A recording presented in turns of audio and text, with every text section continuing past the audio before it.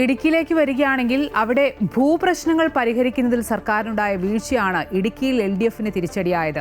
ഒപ്പം ഉടുമ്പൻചോല ഉൾപ്പെടെയുള്ള മണ്ഡലങ്ങളിൽ സ്ഥാനാർത്ഥി നിർണയത്തിലും പാളിച്ച പറ്റി എന്നുള്ള വിലയിരുത്തലാണ്.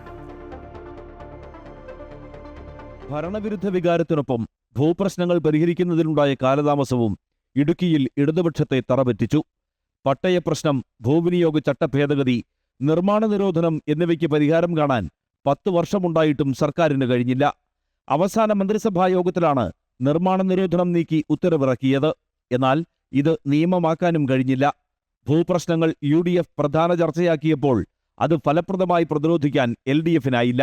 ജില്ലയിലെ ഭൂമി സംബന്ധമായ പ്രശ്നങ്ങൾ കത്തിക്കാളിൽ നിന്ന ഒരു പ്രശ്നമാണ്. അത് പരിഹരിക്കുന്ന കാര്യത്തിൽ വാഗ്ദാനങ്ങൾ കൊടുക്കുക എന്ന് മാത്രമായിരുന്നു ഈ ഭരണകൂടത്തിൻ്റെ ചുമതല.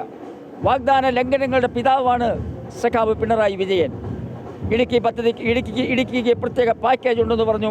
എല്ലാം രേഖകൾ മാത്രമായിരുന്നു. വികസനത്തിന്റെ പേരിലായിരുന്നു LDF പ്രചരണം. എന്നാൽ നുണപ്രചരണങ്ങളിലൂടെ UDF ജനങ്ങളെ തെറ്റിദ്ധരിപ്പിച്ചെന്നാണ് LDF നേതൃത്വത്തിന്റെ വിശദീകരണം. വികസനത്തിൻ്റെ രാഷ്ട്രീയം പ്രധാനമായി ചർച്ച ചെയ്തു.